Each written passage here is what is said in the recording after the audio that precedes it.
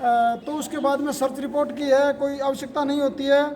और भादरा मोड़ से हरियाणा सीमा तक पूर्ण रूप से सड़क टूट चुकी है, उस सड़क का पुनर्निर्माण करवाया जाए। और फसल बीमा की जो भ्रांतियां हैं, उसमें जो कमियां हैं, उनको दुरुस्त किया जाए। और विशेष करके एक बड़ी समस्या आ रही है कि किसान का समय होता है कि उस समय आपको प्रीमियम कटवाना होता है।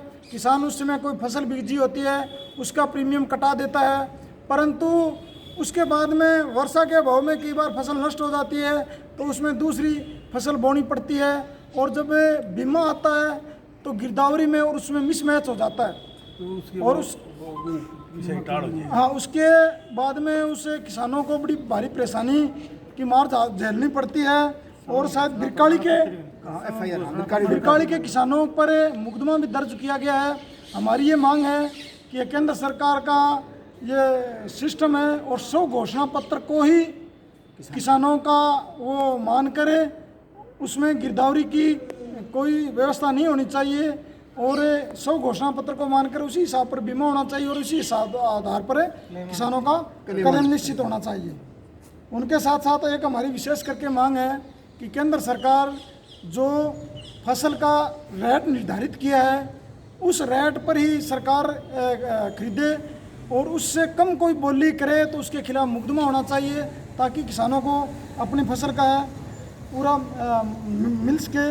और पीएचडी के अंदर, बिजली विभाग के अंदर और ये जो सिंचाई विभाग है, इसमें वर्षों से बहुत सारे पद रिक्त पड़े हैं, जिसकी वजह से सारी व्यवस्था भंग हो रही है। इसलिए हमारी मांग है कि सभी पदों के ऊपर है वो उसके पद भरे जाएं। और राजस्थान में जो एक विशेष करके पानी की समस्या है, पानी पर राज्यों का अधिकार होता है और उसकी वजह से आपस में राज्य लड़ते हैं। हमारी ये मांग है कि पानी के ऊपर केंद्र का अधिकार होना चाहिए। जिस प्रकार रेलवे चलती है और जिस प्रकार पोस्ट ऑफिस चलते हैं, उसी प्रकार केंद्र सरकार अपने हाथ में लेकर नहरों को चलाए, ताकि किसानों को कोई असुविधा नहीं हो, किसानों को पूरा पानी मिल सके। और इसके साथ साथ 31 का जो मांग पत्र तैयार किया है, उसको लेकर भारतीय किसान संघ क्षेत्र में बड़ा आंदोलन करेगी। और बिना राजनीतिक भेदभाव के और बिना राजनीति करते हुए किसानों की जो मांग है, भारतीय किसान संघ उसको मनवाने के लिए तत्पर रहेगी। और भारतीय किसान संघ जो भी किसान की समस्या आएगी, उसके लिए तहसील स्तर पर उसके कार्यकर्ता हमेशा तैयार मिलेंगे, उनको इस समस्या को हल करवाएंगे। धन्यवाद। जय हिंद, जय भारत।